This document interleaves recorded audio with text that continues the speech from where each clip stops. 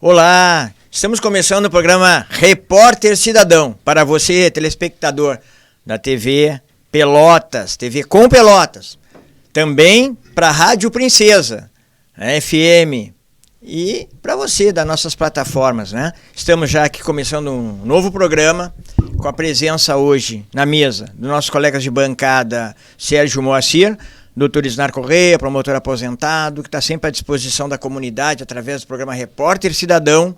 Temos aqui no auditório a doutora Kênia assistindo o programa, privilegiada para assistir ao vivo, Dr. Rodrigo também. E o nosso convidado especial de hoje, Dr. Valnei Tavares. Valnei Tavares tem uma história fenomenal, né? Foi 2 vezes vereador em Pelotas, participou de pleitos como candidato a vice-prefeito, foi presidente da Fundação Gaúcha do Trabalho no estado do Rio Grande do Sul. E é um dos fundadores da Escola Tiradentes, né? Escola Cívico-Militar. Um primeiro, inclusive. E estou contando isso porque durante esse diálogo ele vai falar sobre isso. Bem-vindo, Valnei Tavares, hoje também presidente do PL em Pelotas. Bem-vindo ao programa. Boa tarde, Flávio. Boa tarde, doutor Isnar. Boa tarde, o Moacir. Boa tarde aos nossos assistentes ilustres, equipe de programação da TV com Pelotas. É um prazer, uma alegria estar aqui, Flávio, atendendo o teu convite, agradeço muito e estar tão bem acompanhado assim, nesta mesa. Doutor Isnar, bem-vindo, nosso colega de bancada. Boa tarde, senhores do outro lado da telinha, que sempre nos honram com a presença. E é sempre uma honra poder falar para a nossa comunidade, e uma honra maior ainda de termos aqui um convidado ilustre, como é o antigo colega de farda, Dr. Valnei Tavares. Seja bem-vindo, doutor. Obrigado. Sérgio Moacir. Boa tarde a todos. Valnei, eu sou suspeito. Valnei, nós já temos uma trajetória desde a época do PDT, militamos juntos. Hoje, presidente ilustre do PL de Pelotas. Valnei, para mim sempre é uma honra estar na presença do amigo, seja muito bem-vindo. Muito obrigado. Eu devo dizer que eu hoje estou, depois de muitos anos na advocacia e totalmente afastado da política partidária.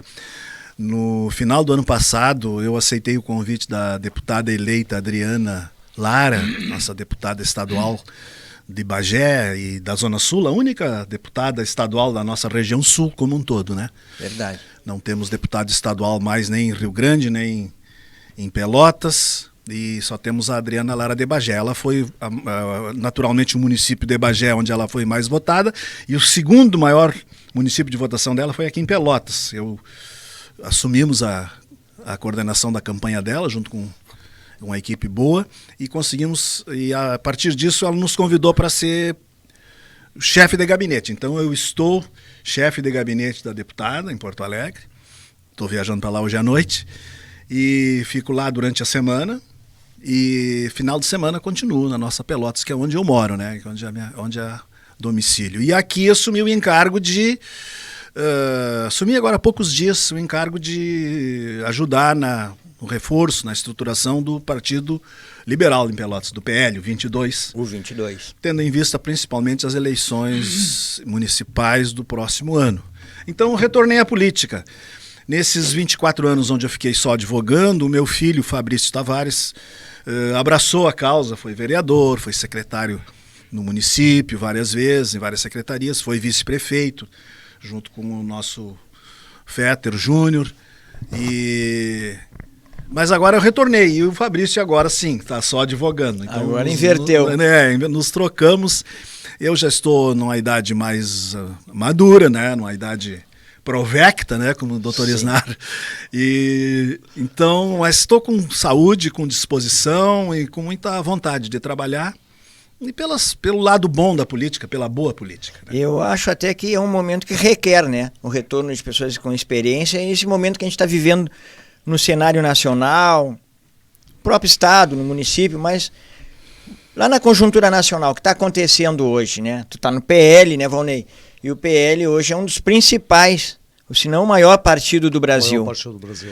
Elegeu o maior número de deputados federais, né? Portanto, terá o maior tempo de televisão nas próximas eleições, terá o maior, em tese, a maior verba partidária, desses recursos que, afinal, hoje em dia tem o financiamento público, né, de campanhas e dotações específicas para os partidos. Então é uma posição boa na correlação de forças. Agora, é um partido que ele precisa ser estruturado. Por exemplo, em Pelotas não tem vereadores do PL ainda hoje. Terá, em breve terá. Tem alguns. Terá. No plural? O futuro a Deus plural. No plural. É possível. Bom, pode ficar à vontade. Olha, a ideia do programa aqui é o seguinte, pode interromper, faz perguntas, fica tranquilo. A gente não conta pra ninguém se tu quiser dizer o nome. As perguntas todas podem ser feitas. Eu até ia fazer uma intervenção Fica à mesmo vontade. do presidente do PL. Há pouco tempo atrás, eu não sabia quem era o presidente do PL. E aí alguém me perguntou, Isnar, você e tal, aí agora terminaram com o PTB, para onde é que você vai? Eu digo, lugar nenhum. Ninguém me convidou para nada. O fato é que o PTB... Aí, para o nosso telespectador, né? O Jair Labão, ele disse, é o Valnei Tavares, o capitão e tal. Só que o que me preocupou, que eu verifiquei exatamente o que o senhor disse. O PL em Pelotas, ele na prática não existe. E nós temos uma eleição daqui a um ano e pouco mais, né? Um ano e 3 meses, 4 meses. 4 meses. Não existia, né? Tô sofrendo toda uma Não, ele reformulação. existia, mas ele estava assim... Existia, como claro. não elegeu vereador, então fica difícil um partido que não tem vereador, não tem representação nem parlamentar, nem no executivo, nós não temos cargo também no município, pelo menos cargo pode ser que um ou outro filiado tenha, mas o partido oficialmente não tem. Então fica difícil, porque as pessoas, o nosso presidente era até agora o Marcelo Bagé. O Marcelo foi um candidato a deputado federal pelo PL, fez uma votação muito expressiva em Pelotas para candidatura modesta, que foi, sem recursos. Porque o PL ficou grande nacionalmente agora, da última eleição para cá, mas até o ano passado era um partido nanico. Exato. Nessa última eleição, sim, que ele fez a maior bancada de deputados federais. Então o Marcelo, com todo o esforço nesses últimos anos, vem carregando nas costas aí o partido, né? Com o Marcelo Bagé, ele é um cidadão sobrecarregado de trabalho, é veterinário, também também é oficial de justiça, acho que da Justiça do Trabalho. Isso. Então tem as atividades dele que são intensas, né? E a vida particular. E continua nos ajudando e está no nosso grupo de trabalho, ele, a esposa dele, enfim. E é uma liderança que a gente reconhece nele, essa capacidade. Se fez 7 mil votos, mais de 7 mil votos, só em Pelotas, né? Para deputado federal. Olha... É muito voto. É muito voto. Então, mas agora nós estamos nos juntando, nos unindo e agregando mais pessoas para mais lideranças, né? Para o doutor Isnar. Naturalmente já faço de público aqui o convite. Mas eu queria fazer. Hoje não está mais impedido. Já que o Isnar falou, eu gostaria de fazer um registro. O Ministério Público ele é um jubilado do Ministério Público, né? O doutor Isnar hoje tem a plenitude da sua cidadania, podendo dizer. Perfeito. Para não deixar o telespectador na dúvida, PTB, ele deixa de existir a partir do momento que ele mudou todo o estatuto, o programa partidário, abriu mão de 77 anos de história para se tornar futuramente o Mais Brasil ou o Partido da Democracia Republicana, uma coisa parecida. Mas mudou, não existe mais, mudou o número, está fazendo um conjunto com o Patriotas, que era o 51, uma fusão. Então deixou de existir. Então nós que éramos PTB, nós não saímos. Quem saiu foi o PTB. Então ficamos todos com o PTB era o livre nosso arbítrio, né, Isnar? Só para registro, né? Para quem não sabe ainda, quando o Isnar fala, não estou mais... Não, é que o PTB deixou de existir. É verdade. Valnei, muito importante essa pauta agora, porque eu vejo essa próxima eleição como uma eleição atípica. Pelotas, na minha ótica, tem um grave defeito. A maior parte, não vamos generalizar, a maior parte sempre criou núcleos partidários e nunca partido. E com essa modificação da lei, perdemos 41% de pré-candidatos, a lei alterou. Cada partido se lançaria X, não lança mais. Quais são os novos desafios para o PL Pelotas? São os desafios de sempre. Formar partido político é uma coisa muito complicada. Muito complicado. A política é uma atividade difícil, é crucial, fundamental para os destinos das pessoas, né? Perfeito. E aí isso vai desde a política internacional, né? Muitas vezes a vida das pessoas, dos povos, está nas mãos de decisões. Muitas vezes não, sempre, né?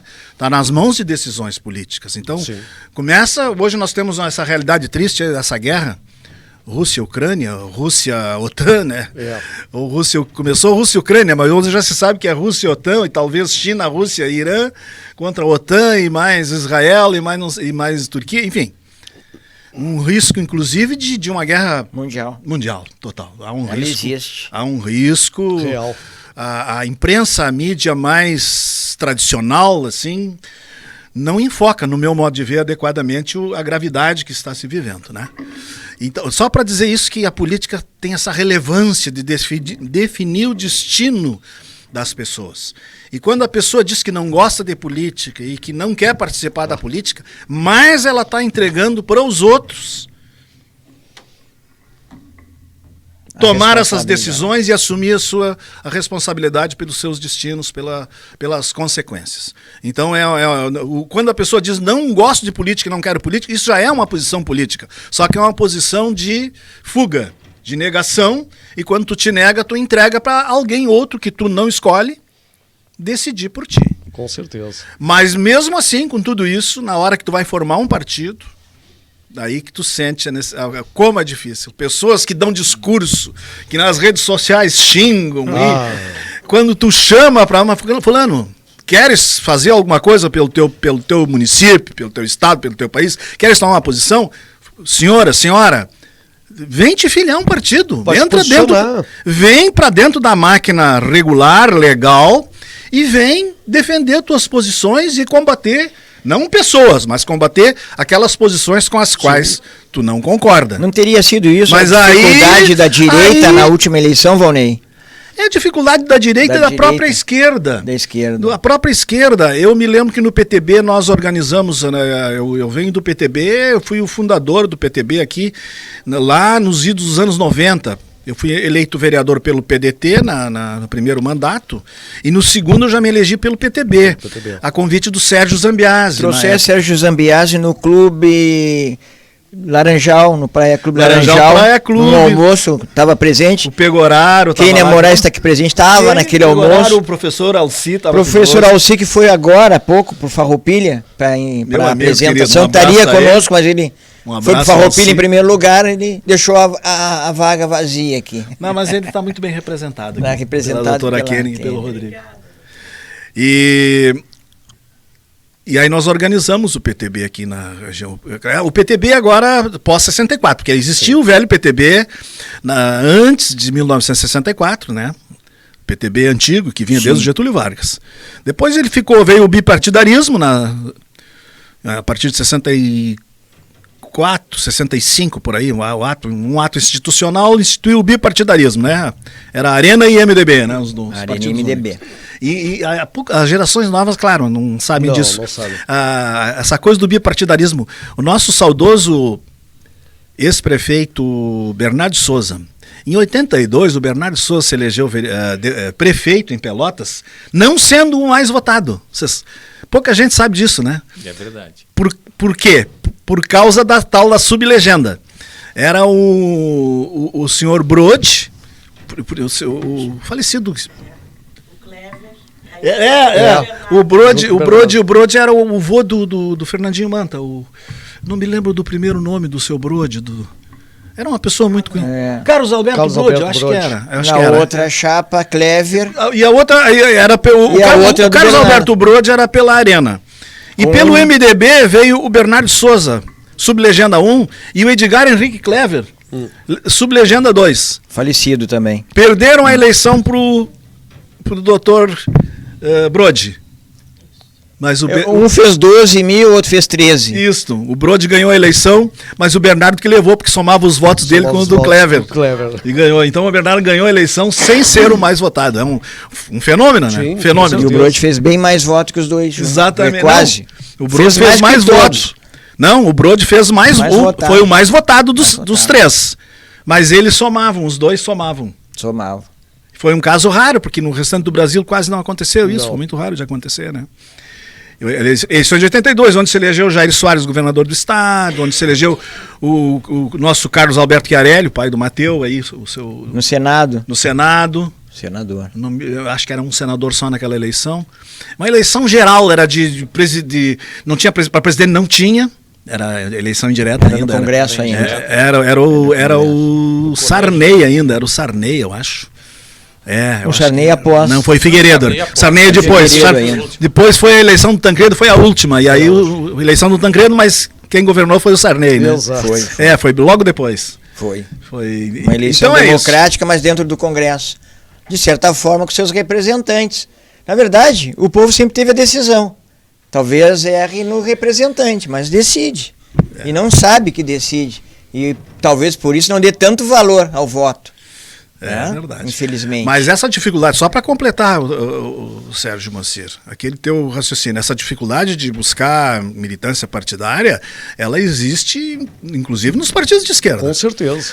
Pode ver que essas lideranças, os partidos de esquerda aí, os mais tradicionais, as lideranças são praticamente lideranças velhas, né? Digamos assim, de maduras, já não renovou, não tem jovem aí. Não há tem renovação. Você pode ver que o próprio presidente hoje atual, ele não tem um destaque assim, alguém que vai ser o sucessor, não se criaram liderança. Aqui em Pelotas mesmo também não se criaram liderança. Quando se fala em nomes, são os nomes aqueles antigos. Os antigos, né? Porque não houve conveniência dos partidos criarem novas lideranças. Os partidos de esquerda têm uma forte inserção no seio do funcionalismo público, né? Então por isso que eles acabam tendo uma ressonância maior. Interessante. Todos os grandes líderes de esquerda da história do mundo, eles não prepararam sucessores. Não. Nenhum deles. E no Brasil não é diferente. No socialismo lá da Rússia, da antiga Rússia, lá o Lenin... As sucessões sempre foram de crises. É isso. Porque não tem regra definida, não tem... Claro, nazismo, a sucessão ditatorial sempre é traumática, né, Isnar? E nem o Lula, né? E nem o Lula, né? Em 1992, não sei se é Kenny Maduro Moraes... não tem como lembra? ter um sucessor. Não sei se está lembrado do movimento estudantil. Em 1992, o líder da juventude comunista e socialista da Argentina tinha 70 anos. Da juventude. Tinha 70 anos. Lembra? Nos anos 90. A velha nomenclatura aquela, né? Aquele filme Adeus Lenin, se não me engano, que é um filme sobre a Alemanha Oriental, é um filme que mostra muito bem isso, né? A nomenclatura. Só gente velha, né?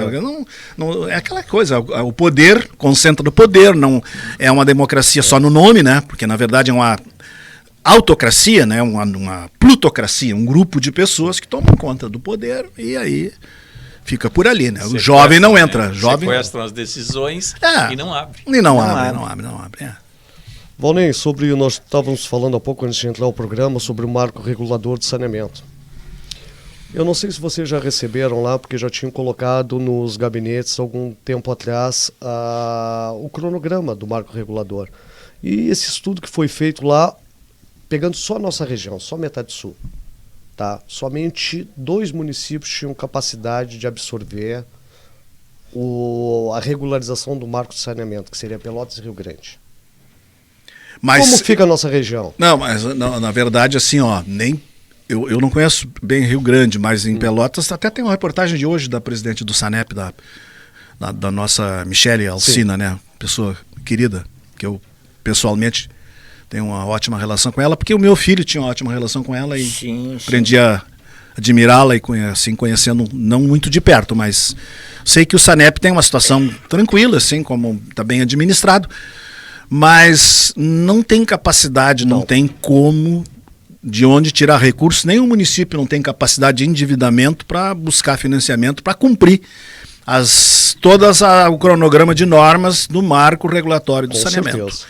Que tem que ser cumprido até 2030, né? Tem que ser cumprido, ele tem que ter 99% eu estou falando de cabeça aqui. Mas 99% de residências abastecidas com água potável tratada, né, do município. 90% com esgoto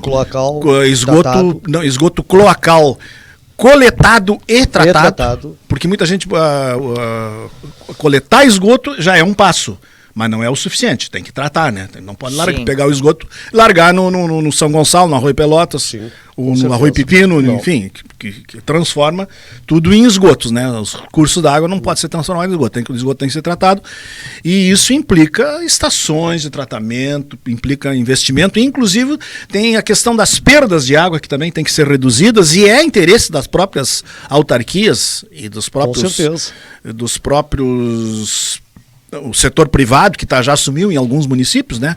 Eu acho que o pioneiro no Rio Grande do Sul, se não me engano, foi Uruguaiana. Que já assumiu uns 15 ou 20 anos, né? Mais ou menos isso. E agora já tem São Gabriel, tem alguns outros municípios já privatizados. Já privatizados. A caminho da privatização. É a caminho a Corsan agora também está nessa situação, né? Então a Corsan vai acabar privatizando em praticamente todos os municípios, a não ser o municípios que queiram sair fora da nova concessionária, mas a maioria provavelmente também não tem condições de cumprir. Não tem condições de criar a sua própria rede. E Pelotas está optando pelo que se sabe, será um método de locação de ativos. É um modelo alternativo à privatização. É uma privatização, digamos, parcial. A empresa constrói os equipamentos para tratamento do esgoto, de captação que falta, etc. Constrói e aluga para o município durante 10, 20, 30 anos, aluga isso que ela construiu e com essa alocação ela se ressarce. O Sanep está tentando evitar a privatização através de uma PPP, parceria público-privada. Mas a alocação de ativos, se tu levar para o lado do léxico, do lado do português, acaba sendo uma parceria público-privada, porque é um contrato com uma empresa privada, onde a empresa que vai financiar e depois vai se ressarcir. Então, é uma questão de nome, né? É o nome do bicho que muda. Agora, interessante, eu não sei se o Isnar vai concordar, o Isnar que é do Capão do Leão, né? Ele diz que é do Capão do Leão. Do clã dos Correia, do Capão do Leão. Pois é. Eu tenho certeza que se nós fizermos uma pesquisa, a comunidade do Capão do Leão ia preferir ser atendida pelo Sanep do que pela Corsan. Com certeza. Porque a Corsan machuca a comunidade, em especial a comunidade mais carente no Capão do Leão. Ela corta com uma rapidez tremenda. Ela cobra bem, cobra muito altas taxas, as pessoas padecem. Nas pontas, lá no cerro. E alguns bairros, inclusive, sem... Lá no cerro mesmo é uma dificuldade, a subida da água. E aí eu te pergunto, aqui, né? Certas pontas do Jardim América também. Mas por que o Sanep não poderia prestar esse serviço para o Capão do Leão e substituir a Corsan? Pode. Agora com a privatização da Corsan, pode. Agora pode. Vai poder, o município não é obrigado a aderir à nova EGEA. O Sanep pode se qualificar. Eu acho que é a EGEA, se não me falha. O Sanep poderia se qualificar para atender a comunidade do Capão do Leão? É uma questão do município do Capão do Leão manifestar o interesse e o Sanep aceitar, né? O que tu achas, né? Juridicamente. Exatamente, é bem como o Valnei disse, depende de duas leizinhas municipais aí, né? Uma aqui e outra lá na Câmara do Capão do Leão. Mas, gente, eu queria uma coisa assim que o Valnei aí, uma autoridade política com influência aqui da região. Não, a minha não. Eu sou apenas um cidadão com vontade de participar. Só isso. Uma coisa, Valnei, que muito modesto. Eu acho assim, porque isso geraria uma economia muito grande para o Sanep. Seria essas usinas agora já está na 5ª geração, me parece, de queima e requeima de lixo, que não faz poluição nenhuma, e elas produzem energia elétrica, elas separam o lixo, por exemplo, o plástico vira óleo diesel, o vidro eles moem, ele vira areia para a construção civil, a cinza, que uma tonelada vira, parece que 6 ou 8 quilos de cinza, ela é um cimento mais forte que esse cimento mineral. E eles instalam, por exemplo, uma planta em Pelotas, por hipótese, eles fornecem energia elétrica para todas as escolas municipais de graça, isso é um bônus do município, recolhem o lixo sem cobrar nada, só aí já teria 7 milhões de economia que a Prefeitura de Pelotas paga para transportar até Candiota, mais o recolhimento diário. E isso gera um lucro imenso. Uma usina dessas, em 38 meses, se não me falha a memória, 37 meses, ela retorna todo o investimento que o investidor fez. E não tem interesse em Pelotas. É uma coisa que eu fico perplexo com isso. Esse tipo de equipamento já está sendo ofertado para Pelotas. Já, sim.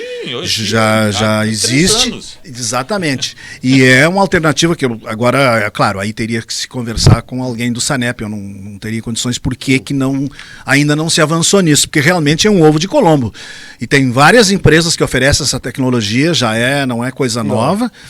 E realmente, ela funciona inclusive para pequenos distritos, vamos dizer, Monte Bonito, Cerrito Alegre, Vila Freire, sabe? Localidades pequenas, tu coleta o lixo, tu não precisa estar levando essa monstruosidade que custa aqui, nós estamos levando hoje para Candiota, né? É só o transporte. São 7 milhões só de transporte. Só de transporte. Volney. Então sem retorno nenhum. Tu não tem a despesa de transportar e ainda tem o bônus de poder aproveitar, inclusive, a combustão para produção de energia. Eu vou um pouquinho mais longe. Exatamente. É para produzir. Já é para produzir energia, exatamente. É um ovo de Colombo, Ninário. Concordo contigo. Eu, antes de bacharel em Direito, eu tenho muito orgulho disso, de dizer, até para a gente poder saber dizer poder falar de algum assunto com algum conhecimento. Eu me formei em Química pela Universidade de Santa Maria. Químico industrial pela Universidade de Santa Maria em 1976.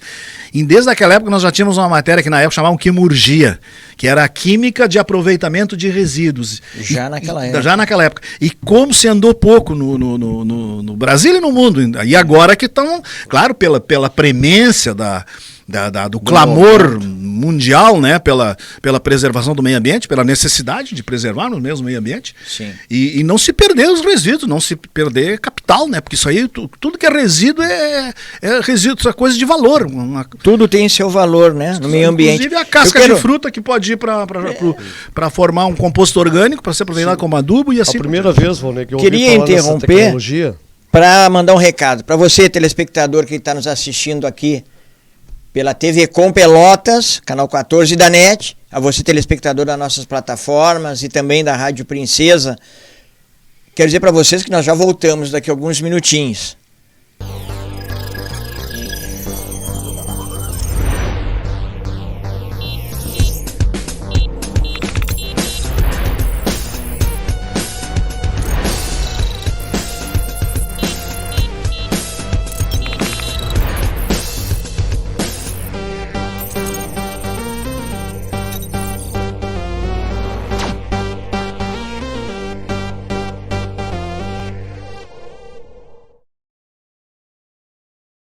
Retornando, disse, era rapidinho, era só para tomar uma aguinha. Já aqui de volta aos estúdios, nos altos da Rua 15, né? Eu quero mandar um abraço especial aí ao Claudiomar Albeman, né? Também ao Claudionei, que está nos estúdios aqui com a técnica, né?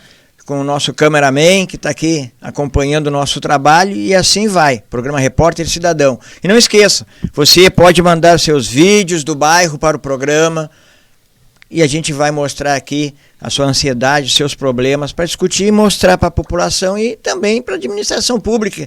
A gente sabe que alguém assiste o programa e daqui a pouquinho vai lá olhar o seu problema, né? E eu interrompi na fala anterior, que era do Sérgio Mossi, e vou devolver a fala para o Sérgio. Não, foi até interessante falar, porque agora no intervalo está conversando aqui com o Volney, perguntando que agora ele está no setor legislativo da Assembleia do Estado do Rio Grande do Sul, está tendo muita demanda de prefeitos lá a respeito do projeto do governo do Estado. Pavimenta e Avança RS. Explico por quê, Volney. Na época eu estava de secretário num município próximo aqui, quando foi apresentado por então secretário, na época, hoje deputado federal, Busato. Então, o projeto em si é fantástico, realmente é muito bom, dava uma capacidade de avanço tecnológico para os municípios e resolver algumas questões, principalmente de escoar a safra desses municípios. Mas não foi apresentado nenhum estudo de capacidade de endividamento do município. A contrapartida do município é só 5%. Não, ela se transformou em mais de 30%. E hoje o que acontece, ainda mais para ti, para o doutor Isnar, que tem a formação acadêmica no direito, hoje o dinheiro em caixa o administrador público não utilizou esse dinheiro, é crime de responsabilidade fiscal. E ele não vai ter como executar a obra. Por isso que eu estou te perguntando, tomei a liberdade de perguntar se existe muita demanda no gabinete da deputada de prefeitos da região. Não, existem demandas, mas nesse caso específico aí é um problema mais de cunho, assim, de gestão própria, de finanças. E hoje os municípios se socorrem muito da FAMURS, né? A FAMURS tem uma equipe de técnicos, de advogados, de pessoas que têm experiência, inclusive, junto ao Tribunal de Contas, e que dão esse tipo de apoio. A FAMURS existe para isso, exatamente para...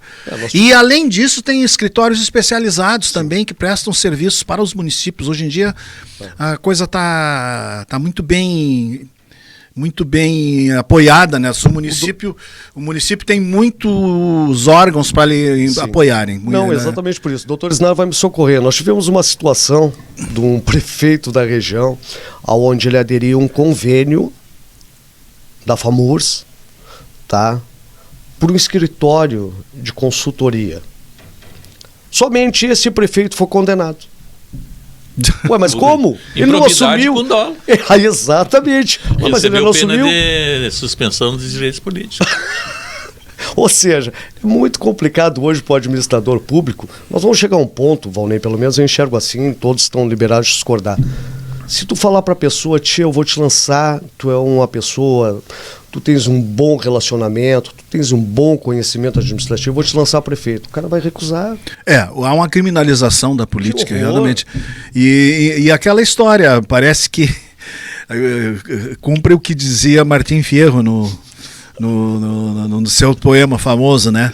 A lei é como teia de aranha, ela pega os bichos pequenininhos e os grandes rompem a teia, né? Mas Martim Fierro. Eu digo para prefeito. Então a gente vê muito prefeito de município pequeno condenado, vereador modestos, vereadores condenados por qualquer bobagem aí. E, no entanto, nos grandes cargos, as contas passam todas. Alguém fala também, não sei quem. E quem controla as contas do Tribunal de Contas? Eu já perguntava e os elefantes, um escritor mineiro. Quem fiscaliza as contas do Tribunal de Contas? Ninguém. Quem fiscaliza as contas do Poder Judiciário, por exemplo? Exato. Que a justiça sempre tem a última palavra em tudo. E quem fiscaliza as contas dos tribunais de justiça? São deuses, né? O Tribunal de Contas é um órgão fiscalizador e não condenatório. Eles agem como condenatórios. Nós estamos com os exemplos aí, Valnei, se me permite uma parte, ó. O Estado acaba de aumentar o desconto, a contribuição do plano de saúde do IP. E aí a gente vai somar as contas lá, dá quase 2 bilhões de dívida que não são pagas para o IP. Então até um camarada, um deputado aqui, um meu amigo, disse, não, Isnar, eu indaguei porque não fazia então a CPI para ao menos elucidar. Disse, não, mas não dá tempo e tal. E aí eu disse, tá, mas a CPI pode ser antes, concomitante ou depois. O que não pode é autorizar aumentar sem pagar a dívida, 1 bilhão. Não, mas o plano é deficitário. Mas, meu irmão, se tem uma dívida de 1 bilhão e 700 milhões e ainda não faliu, é porque é muito superavitário, não tem nada de deficitário. A mesma coisa você vai lá no antigo o fundo previdenciário.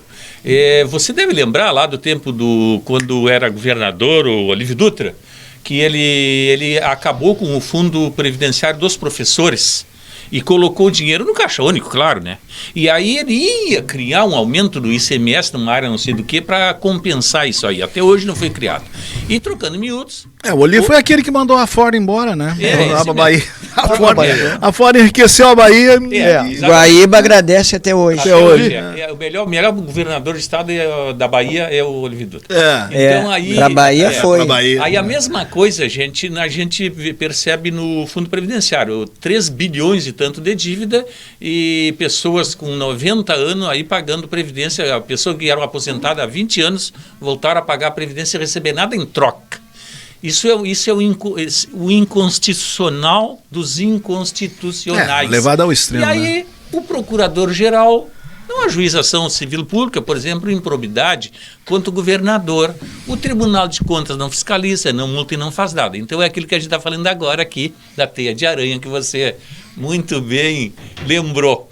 É lamentável, né? Mas, assim, é que nem você disse no início. A gente pode até não gostar de política, mas se não cuidar da política, quem gosta vai cuidar para a gente. E possivelmente certeza. Não vai fazer o melhor para mim, vai fazer o melhor para ele. Então, a gente tem que chamar atenção disso, especialmente nesse programa, né, Flávio? Que é motivar, né? Motivar a população. Para as pessoas se alertarem para esse tipo de coisa, né, de modo que ideias novas surjam para que esses erros não se repitam. Não se repitam. Porque o povo ali que é indefeso, o contribuinte da Previdência e do plano de saúde é que está pagando a conta pela segunda vez, sem ter benefício. Exatamente.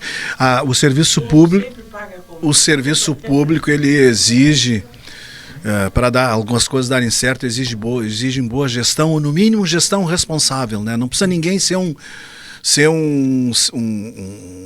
deus, um superdotado, não, mas uma gestão responsável, onde o máximo possível de equilíbrio.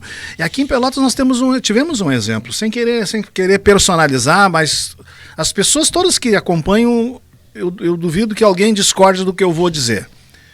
Nós tivemos aqui um prefeito que foi um exemplo de responsabilidade na parte de contas, que foi o Fetter.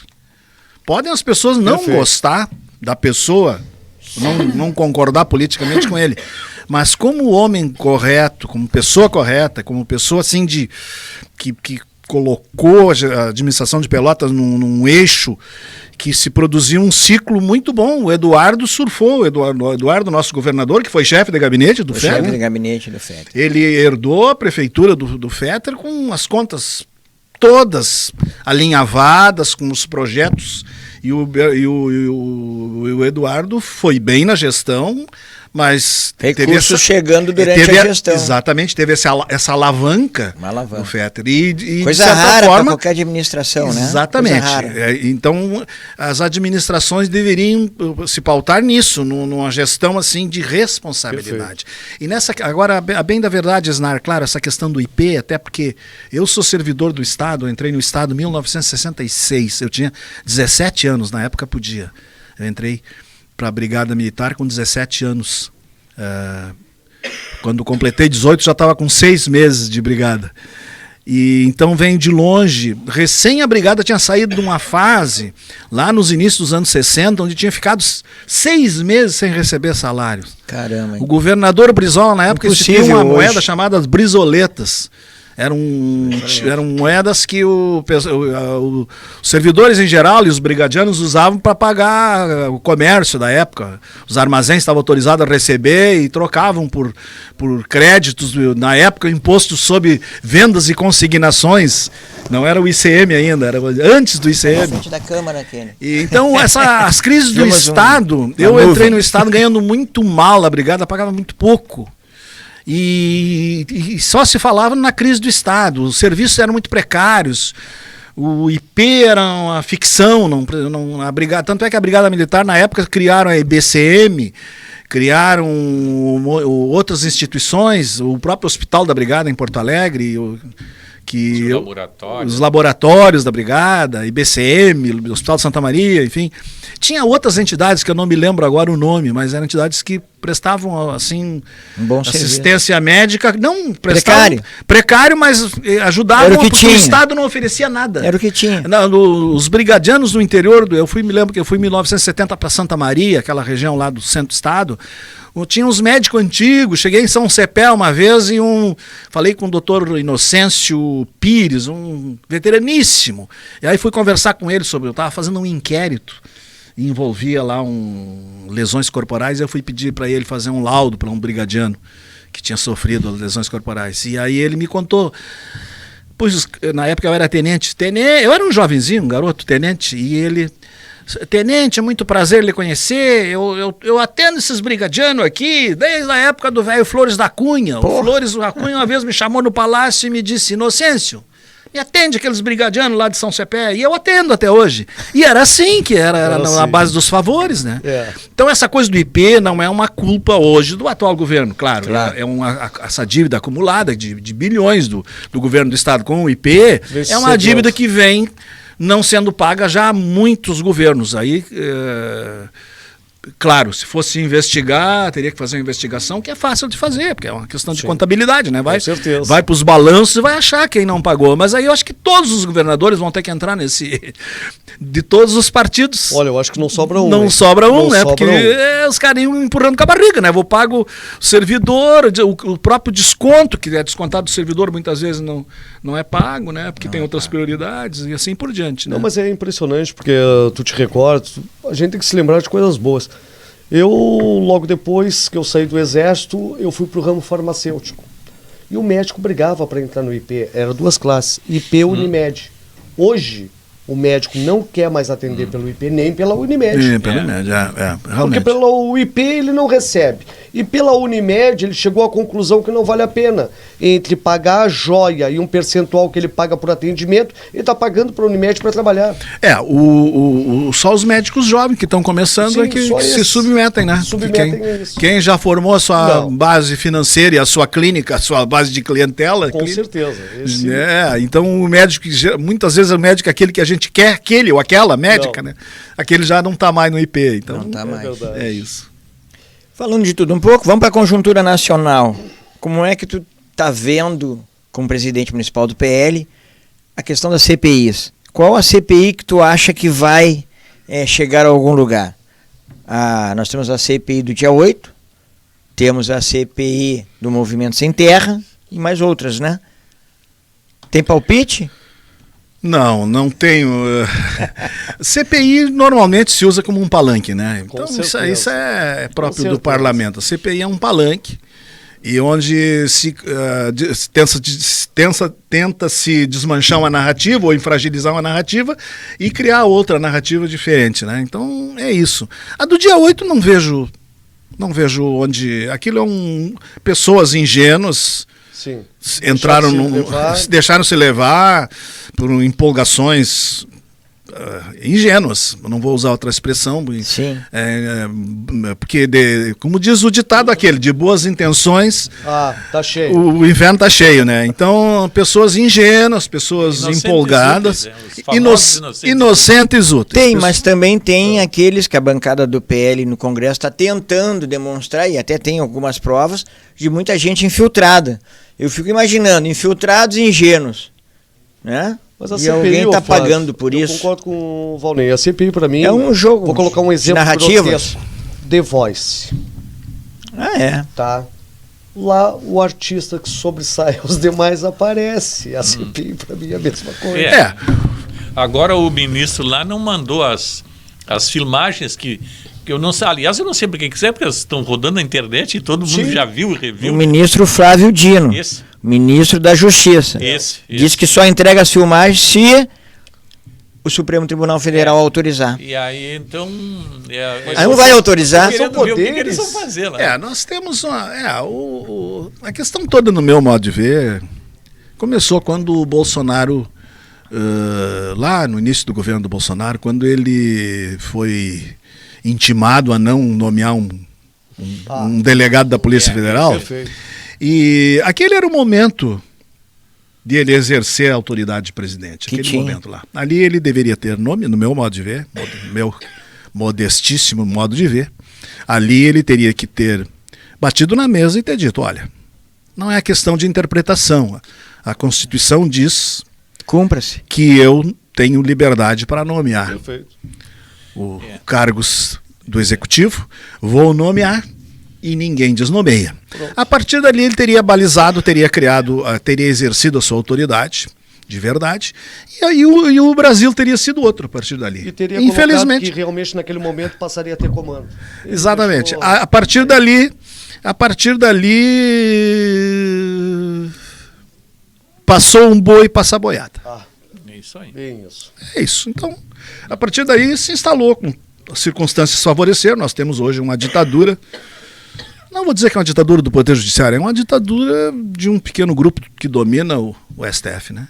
Perfeito. Eles atualmente fazem o que querem no Brasil, não tem mais. E sendo imposta pela economia. Não tem mais Constituição, né? Economicamente é possível fazer uma ditadura hoje. Sim. Antigamente não. Hoje em dia, sim, desde que o poder maior, que é algo talvez um pouco invisível ou pouco visível, né? Verdade. O verdadeiro poder, ele não age bem na claridade, ele age um pouco à sombra. Eles estão abalizados hoje, o STF. Os famosos Shadow Cabinet, né? Estão abalizados o porquê? Por um Congresso omisso, conivente. O Congresso... Ou eles têm algo a perder. E eles sabem utilizar. O Congresso é um monstro, né? Difícil tu identificar a cabeça do monstro e ocupar o cérebro do monstro. Eu tenho um pequeno exemplo que eu acho que eu fui conselheiro da OAB a OAB do Rio Grande do Sul, durante um período o presidente era o Valmir Martins, se não me engano. Foi falecido hoje, advogado Valmir Martins, presidente da OAB, na época. Eu fui conselheiro por Pelotas. Conselho da OAB, é claro, os nossos assuntos lá, modestos assuntos de OAB estadual. Eu, como conselheiro na OAB, eu ia, principalmente conselheiro do interior, não tinha poder nenhum. Tu chega lá, são 40 postos de conselheiro. Dos 40, uns 20 ou 30 estão ali na Grande Porto Alegre, moram ali, falam. Eles, nas entrelinhas lá, nos encontros, nos jantares, num churrasquinho, no café, eles definem tudo. A gente que chega lá do interior, para o dia da reunião mensal do conselho, tu só vai ser contra ou a favor do que eles colocam lá, tu não tem nem poder de articulação. O Congresso é mais ou menos isso. 500 deputados, não tem como... Eles não se conhecem entre eles, os deputados poucos se conhecem. Eu tenho um parente que é deputado federal, casado com uma sobrinha, marido de uma sobrinha que é deputado federal pelo Rio de Janeiro. E aí eu ainda me encontrei com ele agora há poucos dias e perguntei se ele conhecia o Cherini, que é o nosso deputado federal, Giovanni Cherini, que é o nosso atual presidente do PL, pelo Rio Grande do Sul. E ele não conhecia o Cherini. E o Cherini também não conhece ele. Porque... só os deputados mais antigos, os que ocupam posições de destaque, presidência de comissão, líder de bancada, são os que se tornam protagonistas, né? A maioria é o famoso baixo clero, né? Mas é. O famoso baixo clero. Que ele pesa na hora de votar, mas aí ele só pesa se ele se incorporar num grupo. E o negócio é feito em grande grupo. Então, de boas intenções, o inferno tá cheio. Pois é, olha, chegou aqui algumas falas aqui da doutora Kênia por mensagem, ela não quis participar da mesa, né, representando as mulheres. Ela está lembrando que na Ucrânia o presidente interviu no Supremo de lá, porque viu que seria cooptado. Estaria de joelhos a Rússia hoje, se não tivesse intervido no Congresso ucraniano. E ontem o presidente da Ucrânia tem falado que o Lula tem sido um defensor das ideias de Putin, que invadiu a Ucrânia. Vamos já para a conjuntura internacional já, né? Vamos lá. É uma situação o que está muito acontecendo, séria. logo no início conversávamos sobre essa possibilidade de uma guerra. Uma situação muito séria. Mas começa lá com a intervenção. O único benefício para o Brasil que pode existir, é a questão do agronegócio. Sim. Vai valorização das commodities, porque a Rússia e a Ucrânia estão entre os maiores fornecedores de cereais, principalmente trigo, né? Trigo, cevada e milho. Trigo, cevada e milho. E a Ucrânia está praticamente envolvida nessa guerra, a Rússia também. A valorização das commodities é a solução do mundo atual, né? De agora para frente, né? Porque fome. A moeda fiduciária está falindo e a moeda real, ela terá lastro em commodities, basicamente ouro e grãos. Perfeito. O povo não está se dando conta disso. Mas essa guerra lá, para o Brasil, é um grande negócio, gente. Infelizmente mas infelizmente Não, ninguém quer a guerra, ninguém torce por ela, mas não depende de nós, claro. Mas essa ausência de produção de grãos lá na Ucrânia, que era o celeiro da Europa. Da Europa e do Oriente Médio. Turquia, Oriente Médio, todo, norte da África todo. Isso um pouco Rússia, né? França também, né? Mas o grande fornecedor de grãos ali para Oriente Médio e Europa era a Ucrânia. Então esses grãos em não havendo, então eu vejo assim, o Brasil nos próximos 2 anos deve dar um pulo imenso em termos de economia, mesmo com o PT, né? Mesmo com o PT. É só o PT não fazer muita bobagem. É só deixar quem produzir, né? Quem quer trabalhar, o empresário tocar. Os dois países beneficiados com esse conflito, infelizmente, um é o Brasil pelo agro e o outro é os americanos pelo poder bélico. As indústrias. Não, e os americanos passaram a vender gás até para a Europa, para fornecer gás para toda a Europa, já, né? O gás a Europa estava preocupada. Tinha gente falecendo de frio na Europa. Sim. Eles estabeleceram estações nas principais portos da Europa, estão. Isso que querem colocar aqui em Rio Grande, né? Na Europa eles colocaram a toque de caixa, receptores de equipamentos, receptores do gás comprimido americano que está indo por navios. Até porque a commodity é a saída deles, né? Porque o dólar fiduciário pode-se dizer que acabou. Vai acabar. Está se fragilizando cada vez mais. Exatamente. Não há mais lugar para a moeda fiduciária. Está perdendo esse espaço, exatamente. Até porque o negócio já se aventa a fazer negócios em outras moedas, como é o caso. Os BRICS já estão negociando em moedas próprias, moeda chinesa, o ian. Quer não queiramos, em pouquinho tempo o BRIC vai ser o maior grupo econômico do mundo, isso não tem dúvida. Até porque é uma coisa inexorável. Inexorável porque envolve não só quem mais produz, mas quem mais consome também, né? Sim. Que é a China e a Índia. E é commodities. E commodities. Diga-se de passagem, a Dilma Rousseff está lá na presidência. Commodities é moeda real. É incrível, mas é incrível. Ela começou com estocando vento. De pé, né? Eu só espero ela começou estocando vento, olha onde ela chegou. Eu só espero que ela não queira liberar os recursos do BRICS para estocar o vento. Aí vai nos rebentar. Talvez a ideia seja essa. Mas a Índia e a China junto tem mais de 40% da população do mundo. E a China já nos últimos 15, 20 anos, 400 milhões de chineses passaram a consumir, né? São consumidores hoje. E na Índia está faltando ainda. Na Índia tem mais de 600 milhões para entrarem para o consumo, que ainda estão no subconsumo, né? Pobreza extrema, mas a Índia está... Então a demanda, o aumento do consumo de alimentos é algo... É uma coisa fabulosa. Fabulosa, uma demanda fabulosa, e o Brasil é dos poucos que tem condições de ampliar não só o espaço ocupado com a produção de comida, mas também a produtividade em si, porque nós temos as melhores tecnologias e os melhores técnicos para Vocês concordam comigo, esse fim. Nós somos deficitários ainda, dependemos de alguns países do mundo.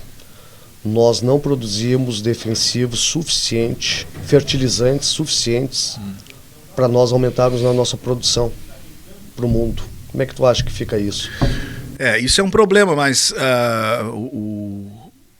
é que o fornecimento de fertilizantes tem várias alternativas. Sim, tem a África, né? Tem a Ásia, a Ucrânia é um deles, a Rússia, né? A Rússia. Mas tem a África que tem muito. A África tem grandes reservas de fertilizantes de um modo geral, em toda a extensão da África. E eu acho que isso aí, o principal é o que nós sabemos fazer, é produzir grãos e comida, né? Grãos, carne. Grãos, isso carne, a gente ovo, tem queijo, de sobra. Grãos e que comida. Nós estamos tendo E aqui no Brasil mesmo nós temos a indústria de vai valer a pena. Aquela história, o mineral, aí entra um pouco do químico aí. O mineral não é que nós não tenhamos. Calcário, por exemplo, nós temos até aqui no estado. Uma boa. No estado. Minas Gerais também tem. Amaral Ferrador é calcário. Amaral Ferrador tem calcário tem também. Calcário. Caçapava tem calcário. Caçapava pelada no Brasil. Ulha Negra tem alguma coisinha, pouca, mas tem. Não, mas tem outros. Mas Minas Gerais e Goiás são estados que tem. Acontece o seguinte: no momento que lá se torna mais caro, mais distante de trazer, aí de repente começa a compensar tu explorar aqui. Exato. Porque aqui às vezes o mineral, às vezes não, o mineral nunca está puro na natureza, ele está sempre misturado. Sim. Então de repente quando é mais barato tu trazer lá da Tunísia, do Marrocos ou lá da Rússia, tu traz. Momento que, não tem mais lá, ou ficou muito caro, não, mas então vamos explorar aqui. Que aqui agora se tornou viável economicamente tu buscar, entendeu? Aí tem no Chile, tem muito produto. No Chile tem enxofre, tem... Eu ia dizer exatamente isso.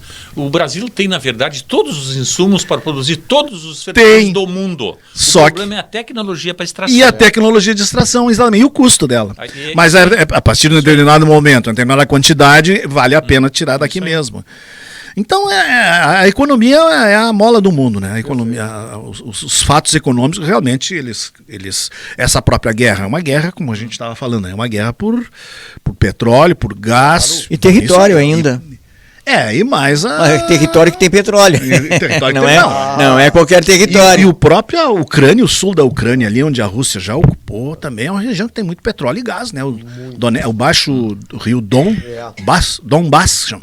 É o rio Don, Rio Don na sua chegada no Mar Negro ali. É a região fertilíssima, planície, tudo plano, terra maravilhosa, tudo dá ali plantando.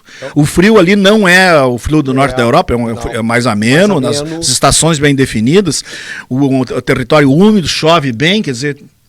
que plantar lá dá. tudo, É uma situação muito complexa que não vai ser numa mesa tomando uma cervejinha que vai se resolver. Né? Quem falou isso? Não vai ser. Quem falou isso? Olha, Infelizmente. O que a gente lamenta, claro, é o é sofrimento das pessoas, É. é a juventude Com sendo certeza. ceifada ali, né? A juventude dos dois países, né? Escolas recebendo bombardeios, né? Sim, mas isso A força de aí trabalho sendo extinta, né? sendo extinta, a juventude, porque o que morre na guerra é o jovem e pessoas de meia idade, famílias destroçadas. Isso é muito doloroso. A gente Só não, quem sente na carne tem uma ideia. A né? solidariedade humana não pode deixar a gente esquecer de tudo Eu isso. estava tentando localizar aqui, mas não estou sendo feliz. Há pouquinhos dias eu andei lendo aí uma reportagem que tem 7 commodities aí que o Brasil é o maior produtor mundial e outras 2 ele é o segundo. E no ritmo que ele está indo, ele vai ser o primeiro também, totalizando 9 commodities. Então, isso aí para a economia, isso é extraordinário, porque extraordinário. commodities significa moeda real, é lastreado em dinheiro real. Não tem... Ou seja, o Lula tem mais sorte do que juízo, né? O dinheiro vai chegar, a produção está chegando. Não, tem. Não, e Tá apesar apesar dos 14 anos, né, de Lula e Dilma no passado, o agronegócio no Brasil não quebrou. Pelo contrário, cresceu e se fortaleceu. Ele próprio se manteve. O peronismo na Argentina detonou o agronegócio, né? Destruiu a Argentina. A Argentina foi a maior produtora de grãos durante o período da Segunda Guerra Mundial, Forte lá na no século pecuária, passado, né? Forte na pecuária. Fortíssima na pecuária. Era o celeiro do mundo até 20, 30 anos atrás. E o peronismo? O populismo, né? De esquerda, do Perón, enfim, essa coisa toda. Para tornar a população dependente, né? Eu te dou 1 quilo de arroz, em compensação tu me deve respeito, tu me deve obediência. O populismo nunca deu grande resultado em lugar nenhum do mundo, né? Porque A história diz isso. tu dá aquela facilidade para a pessoa ficar dependente. Mas alguém paga a conta. Alguém tem que pagar a conta. Não, paga a não existe conta. almoço grátis, né? Já dizia Você que está nos assistindo aqui Milton pela TV, Friedman paga já a dizia, conta. né? O economista famoso Milton Friedman. Não existe almoço grátis. Alguém está pagando. Alguém tá pagando. Às vezes as pessoas, não, porque o transporte de graça, porque a universidade, não sei o quê, o estudante universitário tem que ter de graça. Não, de graça não existe. O povo está pagando. O trabalhador de salário mínimo está pagando. Pois e às vezes o estudante universitário se forma, está lá e não dá esse retorno para a sociedade que o manteve na universidade. Você lembra, né, Flávio, as sugestões nossas, né? Sim. Uma era essa que o Valnei acabou de falar, que era o ônibus comunitário. O retorno. Tem que ter uma lei federal, porque, por exemplo, aqui em Pelotas já teve isso, as empresas ajuizaram a ação. Na ocasião eu era promotor na ativa, daí pareceram a favor, mas... Eu vou nem na Câmara naquele momento. Eu era vereador naquela E outro, Valnei, olha que interessante isso das universidades que o Flávio falou, o Flávio ia apresentar o projeto de lei, lamentavelmente não foi eleito, né? Mas não foi naquela vez, mas o futuro a Deus pertence, claro. É assim, mas as ideias estão aí. A Universidade Federal, um curso de medicina, ele custa em torno de 5 vezes mais que num curso de universidade privada. E quem é que entra para as universidades federais, apesar das cotas, são só os ricos. Só os privilegiados. E aí essa pessoa se forma lá e ele não devolve nada. Então, qual é a ideia minha aqui? Gente, eu não sou comunista nem socialista. Eu sou nacionalista. Nacionalista. Estamos querendo o bem do Brasil. Exatamente. Eu também. Então a ideia que a gente tinha, Valnei, que o Flávio, e era um projeto meu aqui, o Flávio ia apresentar, nosso aqui, né? Era para, primeira coisa, privatizar as universidades federais e pegar o orçamento e comprar vaga nas privadas. Multiplicaria por 5 o número de vagas. 5 não, mas 3 vou botar para não ter dúvida, não ter erro.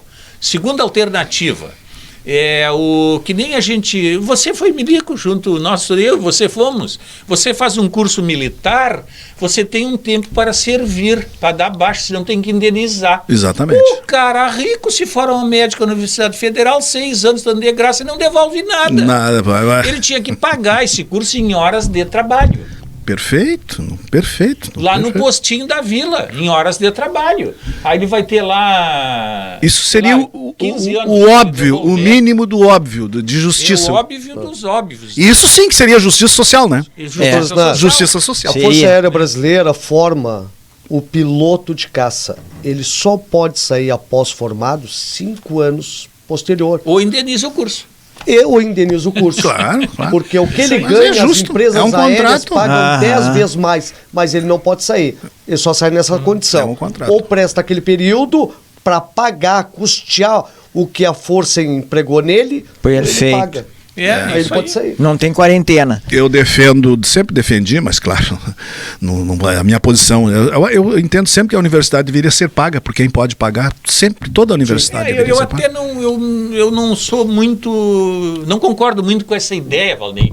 Porque assim... Mas ou então pagar em prestação Não, de serviço. Ah, sim, devolver pelo menos uma pagar parte, com né? mão de obra. Então é isso aí. Eu acho que devia ser pago, nem você disse, vírgula. Agora os cotistas, que outra coisa, cota não é por cor da pessoa, porque tem pessoas de afrodescendente muito rico, muito mais rico que muitas pessoas brancas. Sim. Cota tinha que ser social. É social. Claro. Pelo rendimento, até 4 salário mínimo, o moço vai ter uma vaga na perfeito. faculdade federal. E vai sair de lá e vai indenizar o curso. Que ele fez de graça. Mas, doutor Isnaro, hoje a Não é faculdade... Fiesp para ele ficar devendo ir para o É, SPC, a nem nada. faculdade federal... Não. Endividado. É trabalho. Quem Endividado. entra na faculdade federal hoje? Aquele que o pai tem condições de pagar um bom curso Uma pra boa ele escola se desde o qualificar. primário, uma pré-escola, desde a pré-escola. Exatamente. Aí ele fala, aí vai lá, o cara lá, o filho do seu Zezinho do Zanzol, o cara mal consegue botar comida na mesa, vai pagar um curso para ele se qualificar, se preparar para um vestibular. Não tem como, então quem que entra? Eu tenho uma menina aqui, ela veio do Nordeste. O pai dela bancou ela aqui, na nossa cidade, 1 ano fazendo curso para entrar na Federal. Essa é a realidade da universidade. Eu quero convidar você, telespectador da rádio, da TVC, da TV Com Pelotas, e você que vai assistir também nossos programas pela Rádio Princesa FM, para continuar conosco. Se você quiser ser nosso parceiro aqui, com seu apoio cultural, é bem-vindo. Eu quero aqui agradecer a presença dos amigos e dar aqui 30 segundos para as despedidas finais e até o próximo programa. Dizer para o Valnei que está convidado a vir a outros programas e faremos diversos programas com essa mesa aí repleta de lideranças políticas, o programa é político também, né? E você pode também participar com seus vídeos, com suas denúncias, com seus anseios da sua comunidade, que a gente vai estar mostrando aqui na telinha e debatendo também. Moacir, suas despedidas. Bem, foi um prazer. Valnei, na tua nova caminhada, além de sorte, não é o suficiente, porque sorte sem competência não existe. Espero sucesso na nova caminhada. Muito Um prazer obrigado. de tê-lo aqui conosco. Snar Correia. Muito obrigado a você que nos assiste, que nos honra sempre com a sua presença. E vamos lembrar mais uma vez, hoje trocamos de televisão, né, Flávio? Estamos na TV Com, muito obrigado pela TV Com, que nos está dando esse apoio. E reiterando, o Repórter Cidadão continua associado ao MAP e o MAP continua comigo associado para dar assistência jurídica para você que necessita. Movimento Muito Acorda obrigado, nosso Pelotas. convidado, pela sua presença. Valnei, suas despedidas e até o próximo programa, hein? Em primeiro lugar, eu quero... Abrilhantou, como se dizia Muito antigamente, obrigado. abrilhantou o nosso programa. Obrigado. Um abraço ao Claudio Omar Raub, meu estimado amigo, fomos vizinhos de rua, o Maestro Bandeira. Ah, é? Os velhos idos lá da década de 80, 90. 90. Ah, não, aí foi tu que me falou também, na Maestro Bandeira, não foi? Quênia. Também do Maestro Bandeira, isso. Então, um abraço. O seu Armando Jekyll, teu amigo, me pediu para transmitir um abraço Grande especial abraço, também. Armando. Assiste aí depois do programa. Um abraço ao Sérgio Moacir, um abraço ao Snar, também meus estimados amigos, é muito bom reencontrá-los. Flávio, estar junto contigo, então o programa foi uma honra, prazer, uma alegria. Espero deixar um bom legado aí, que os ouvintes que nos prestigiaram sigam de olho aqui nessa TV para estarem bem informados e a gente tenta ajudar. Quando avisado e podendo, estarei aqui com o maior prazer. Tá combinado, então. Obrigado pela presença aí nos bastidores, doutora Kênia Moraes, que está aqui também assistindo o programa. E até a próxima.